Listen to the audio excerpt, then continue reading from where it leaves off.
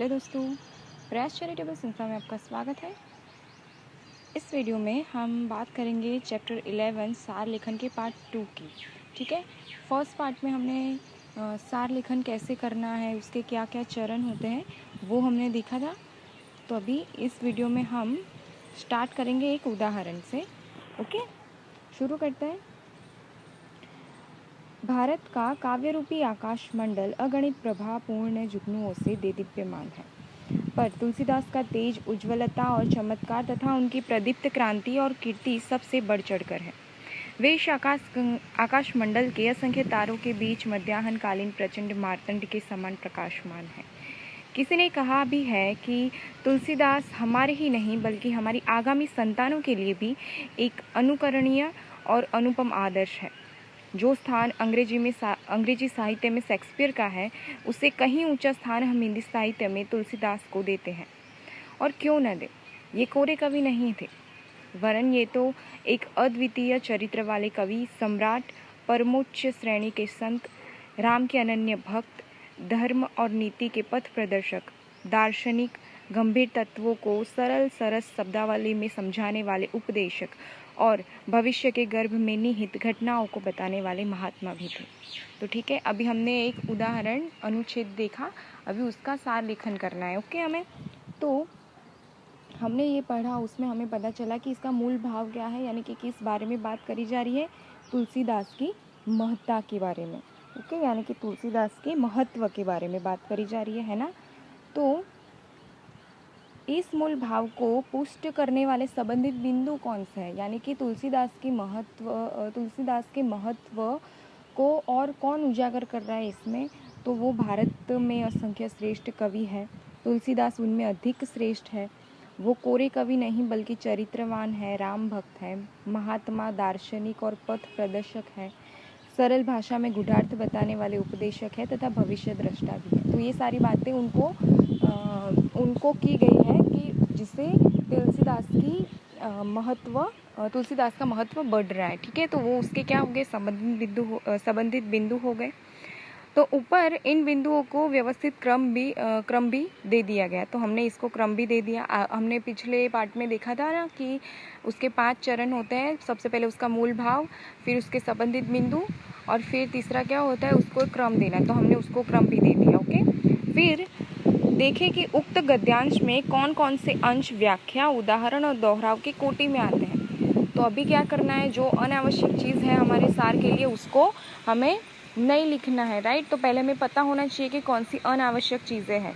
तो गद्यांश फिर से पढ़ना और देखना कि इसमें व्याख्या कौन सी है, उसमें उदाहरण क्या दिए गए हैं, और उसमें दोहराव कौन कौन से। दोहराव माने एक ही बात बार बार, कौन सी ऐसी बात है जो बार बार बोली गई है। ओके, तो वे इस आकाश मंडल के वे इस आकाश मंडल के असंख्य तारों में मध्याह्नकालीन मार्तंड के समान प्रकाशमान है। यहाँ तक इसी बात की व्याख्या की गई है कि तुलसी का तेज काव्य रूपी आकाश मंडल में सर्वाधिक बढ़ चढ़कर है। ओके, अपनी बात को स्पष्ट करने के लिए लेखक ने शेक्सपियर का उदाहरण दिया है कि जैसे अंग्रेजी साहित्य में शेक्सपियर का स्थान है, उससे कई ऊंचा हिंदी साहित्य में किसका है, तुलसीदास का है। ठीक है, तो वे अद्वितीय चरित्र वाले कवि, सम्राट, परमोच्च श्रेणी के महात्मा थे। इससे आगे उन्होंने इसी भाव की व्याख्या और ऊपर आए भाव को दोहराया है, यानी कि बार बार एक ही बात को रिपीट करी है। ठीक है, तो सार लेखन करते समय हम इन 3 चीज़ों को छोड़ सकते हैं। कौन सी 3 चीज़ें, उदाहरण, दोहराव और व्याख्या। ठीक है, अपनी बात को प्रभावशाली बनाने के लिए लेखक ने निम्नलिखित भाषाई कौशल का भी प्रयोग करता है ना। अपनी भाषा को वो ज़्यादा सामने वाले समझ सके, ऐसे तरीके से वो लिखना चाहता है, कोई भी लेखक हो या कवि हो। तो वो उसमें क्या क्या यूज़ करता है, मुहावरे और लोकोक्तियाँ यूज़ करता है, कथाएँ यूज़ करता है, अलंकार यूज़ करता है, सुक्तियाँ और उदाहरण तथा विशेष शैली। ठीक है, उक्त गद्यांश में बढ़ चढ़कर होना वो क्या है, एक मुहावरा है। काव्य रूपी आकाश, यानी कि इसमें रूपक अलंकार है। ओके, तो किसी ने कहा है कि वाक्य में क्या है, उदाहरण। अगणित प्रभावपूर्ण जुगनू, तो वाक्य में 2 विशेषण हैं और बहुत सी संज्ञाएं भी हैं। क्यों न दे, ये कहकर उन्होंने विशेष शैली का भी प्रयोग किया है। तो हम ऐसी जो ऐसी जो बातें हैं उसको छोड़ सकते हैं।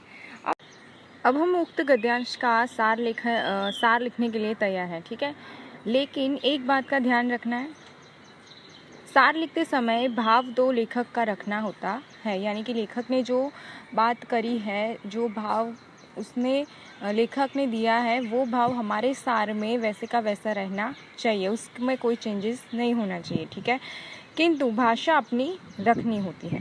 लेखक की भाषा लेने पर उपयुक्त सार लेखन बहुत कठिन हो जाता है, यानी कि अगर लेखक की तरह हम लेखक ने जैसा वर्ड यूज़ किया है वैसे ही हम सार लेखन लिखने जाए तो नहीं होगा। इसलिए हम अपनी तरीके से सार लेखन लिख सकते हैं, लेकिन भाव जो है वो लेखक का उसमें यथावत रहना चाहिए, ठीक है। फिर जो अभी हमने गद्यांश पढ़ा, अनुच्छेद पढ़ा, उसको हम सार लेखन करेंगे तो क्या होगा कि भारत में असंख्य श्रेष्ठ कवि हैं, पर तुलसीदास उनमें अत्यधिक महत्वपूर्ण है, क्योंकि वे कोरे कवि नहीं हैं, बल्कि चरित्रवान, राम भक्त, महात्मा, दार्शनिक और पद प्रदर्शक, सरल भाषा में गुडार्थ बताने वाले उपदेशक तथा भविष्य दृष्टा भी थे। तो ये क्या हो गया, पूरा उसका 1/3 सार लेखन हमने तैयार कर लिया। ओके, जो अनुच्छेद होता है सार लेखन उसका क्या होता है, 1/3 होता है।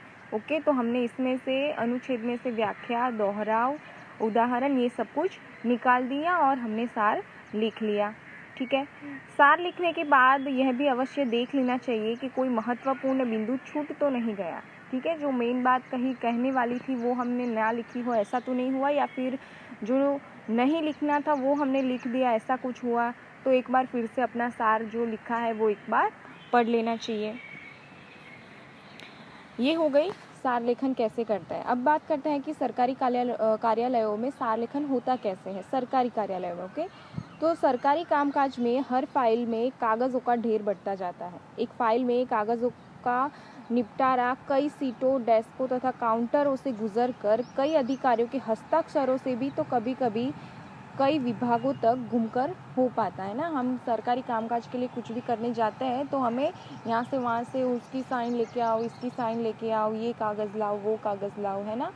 तो अधिकारियों के हस्ताक्षरों तथा कई बार तो कई विभागों तक घूमकर हो पाता है हमारा काम, है ना। तो अतः समय को बचाने के लिए सहायक द्वारा पत्रों का सार तैयार कर दिया जाता है, ताकि आगे की कार्यवाही के लिए भी सभी पात्रों को अनिवार्य रूप से न पढ़ना पड़े। फाइल पुरानी हो जाने पर प्रायः पूरी फाइल के महत्वपूर्ण बिंदु भी सबसे ऊपर लिख दिए जाते हैं, यानी कि जो कोई भी फाइल है उसका सार तैयार करके उसके ऊपर उसको लगा दिया जाता है, ताकि जो कोई भी अधिकारी उसको पढ़े तो उसको ऊपर से ही पढ़ के उसके महत्वपूर्ण बिंदुओं को पढ़ के ही वो जान ले कि पत्र में क्या है, किसके बारे में बात करेगी, ताकि उसका टाइम भी बचे, है ना। फिर फाइल पुरानी हो जाने पर प्रायः पूरी फाइल के महत्वपूर्ण बिंदु भी सबसे ऊपर लिख दिए जाते हैं। सरकारी पत्रों का सार लेखन करते समय भी मोटे तौर पर सार लेखन के चरणों का पालन किया जाता है। साथ ही सबसे पहले उसमें क्या लिखा जाता है, क्रम संख्या लिखी जाती है। कोई भी पत्र का सार तैयार कर रहा है, ठीक है, यानी कि सरकारी पत्रों का सार तैयार कर रहे हो, सरकारी पत्रों का, ठीक है, तो उसमें सबसे पहले क्या होना चाहिए, एक तो क्रम संख्या होनी चाहिए, अधिकारी के पद का नाम आएगा, ये बातें नहीं भूलनी है, ठीक है। संबंधित विभाग और मंत्रालय का नाम आएगा, पत्र संख्या तथा दिनांक, ये उल्लेख करना आवश्यक होता है।